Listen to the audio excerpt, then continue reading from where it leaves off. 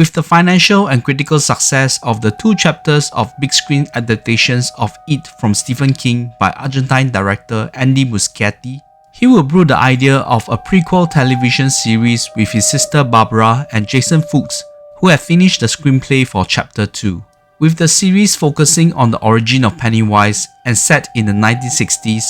Warner Bros. Studios start production in 2023 and to premiering on the HBO network. Before we start, please go check out my review on Muschietti's It Chapter 1 and 2. As anticipation for the premiere of the series, titled It Welcome to Derry, reached fever pitch and strategically set days before Halloween, we will be introduced to the world of Derry, Maine, in the midst of Cold War tensions, where some native evil will be rearing its horns in the expense of the innocence and unadulterated fun of children, and the adults will be muddying the water, proving more hindrance than help with their inhibitions and prejudice. Matty Clemens wanted to hitch a ride off Derry, with the reason being domestic abuse. While hitching a ride with a creepy family, Matty witnessed all hell breaking loose in the ride literally and marked the disappearance of Matty himself. His close friends Teddy, Phil and Lily tried to look into Matty's disappearance, and Lily, who had spent time in a mental institution and badly maligned for her family issues and built a lot of mistrust around her, thought that she had heard Matty singing through the pipes in her house, as absurd as it sounded. This was supported by Ronnie, daughter of Hank, the town's movie theatre custodian, and would sneak Lily and her friends into the theatre one night to catch a movie featuring the familiar song Matty was singing before the evil manifested through the medium of the movie and unleashed its brutality. From the story written by Fuchs and directed by Muschietti, it showed that they were not going to drag their feet to showcase the ancient evil that plagued the town of Derry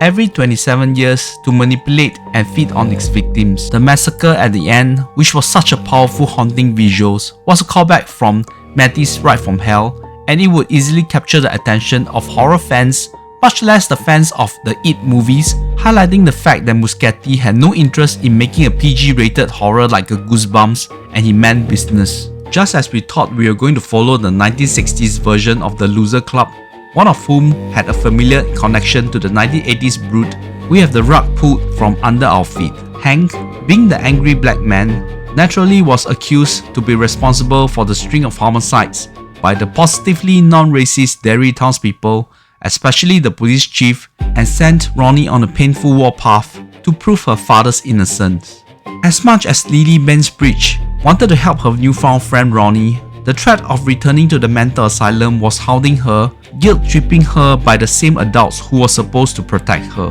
Lily's unstable mental landscapes was aggravated further from seeing her dead father's decomposed head in a pickle jar, in what to me the most memorable haunting visual from the series that will surely leave scars in the memories of many young viewers. Poor Lily had lost all her buddies and was despised by Ronnie for her betrayal, and had been scorned by all the kids in school, including her best friend Marge, who had pledged allegiance to the cool girls group the Patty Cakes. In the background, we saw the US Army starting to set up base in the outskirts of Derry, with Lieutenant General Shaw in charge of an exhumation of an ancient weapon which he tried to sell to the government, which will aid them in the increasing tension against the Soviets. Shaw grew up in Derry and had a frightful encounter with some skinwalker type in the forest, and was rescued by his Native American friend Rose from a tribe who had a legendary tale of circumventing the ancient evil, holding it in place from causing harm to the innocent children of Derry on every 27th year,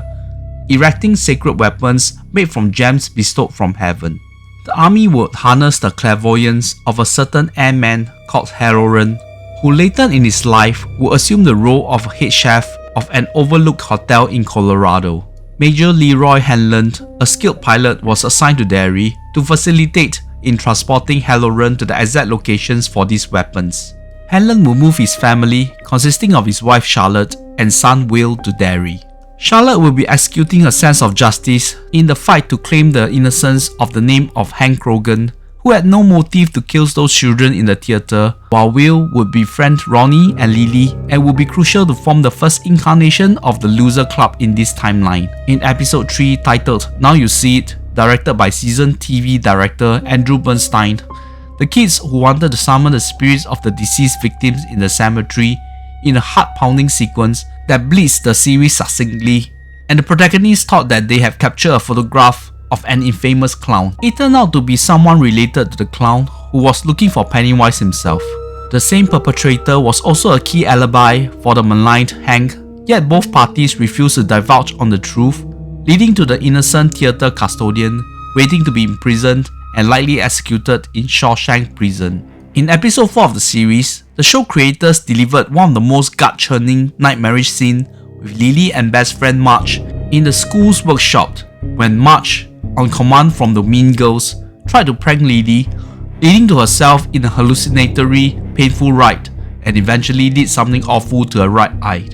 This also further compounded the school's wrong perception of Lily's conditions and alienation from everyone, resulting in Lily on the brink of losing her sanity. Speaking of losing sanity, Matty was found at the kids' hangout place on the watchtower and claimed some of their friends might be alive,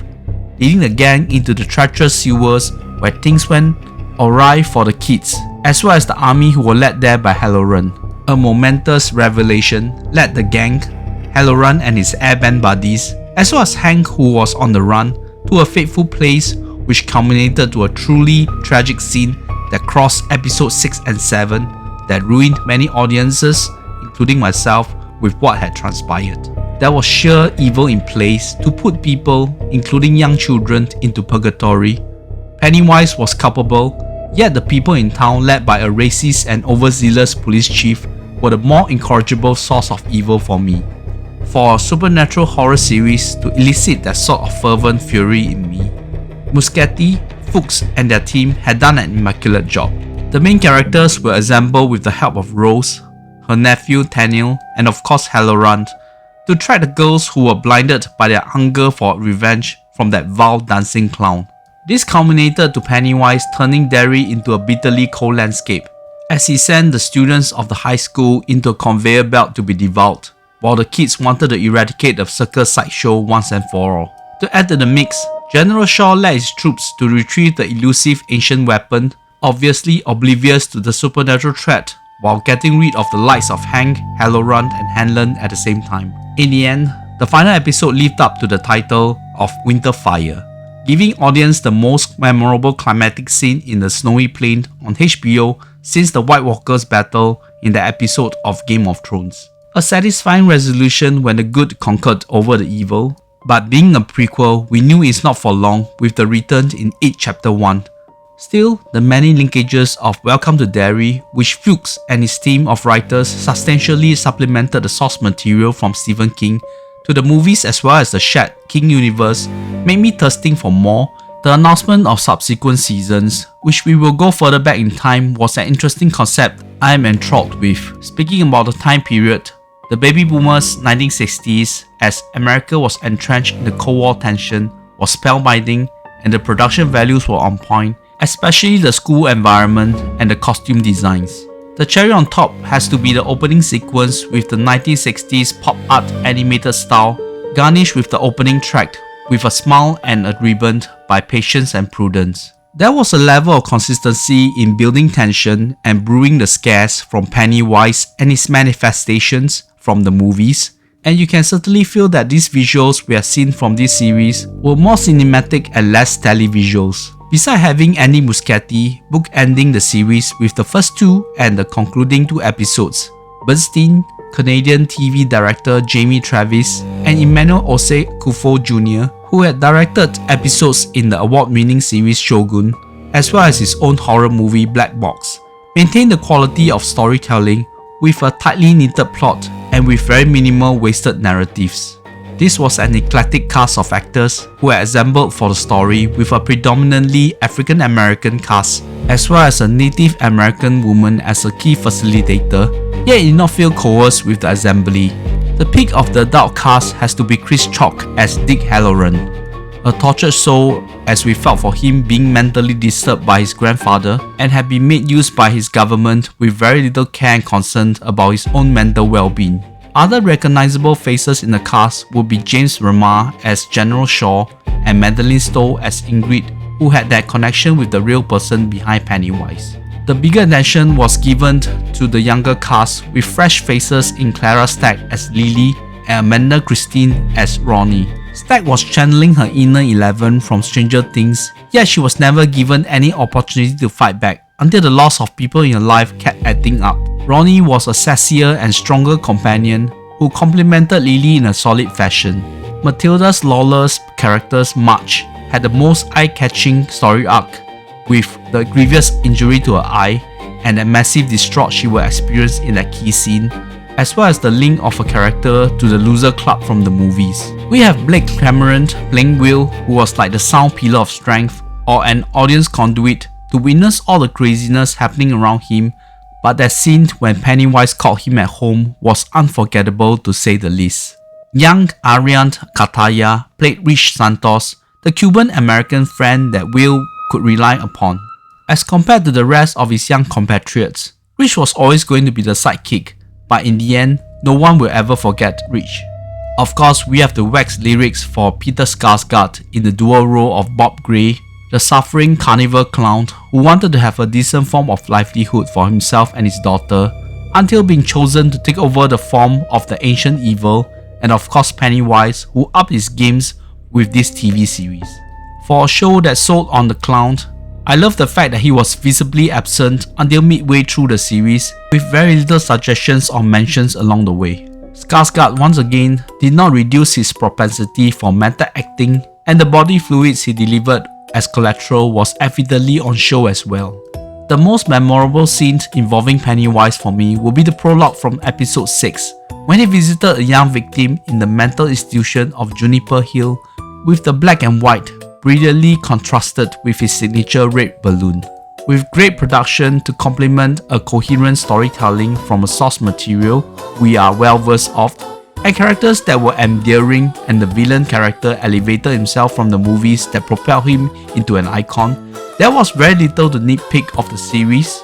except on any possibility of Muschietti and Fuchs running down the series when hubris kicked in. However, telling stories of different time periods could prove to be the freshness that drive away such complacency. Of course, it was very convenient for me to draw comparison with Stranger Things, who ended the run during the release of Welcome to Derry. The similar focus on the young characters fighting an omnipotent, malevolent force in a period setting, and the strong involvement of the military upon completing season 5 on Netflix. I was besotted with the ending that Duffer Brothers had concocted there, and knew that what Muschietti and Fuchs wanted for Derry was nothing remotely alike to a version of Stranger Things. Season 1 of It, Welcome to Derry was a massive success and was a series that kept me anticipating on weekly basis and now longing for the follow-up seasons. This is solid 9.5 out of 10. Even the lull moments were not hard to sit through. Thank you for staying with me for the first review for 2026, and please stay on for more reviews as I look forward to what great works like Derry to be released this year. So please click a like, share this video and subscribe if you have not. Hope you have enjoyed my look back on the horror works from 2025, which featured Derry and Stranger Things as well. The team already gave us insights of Pennywise's origin from the early 20th century, so up next, the Great Depression of the 1930s. Really the ideal setting for harrowing time.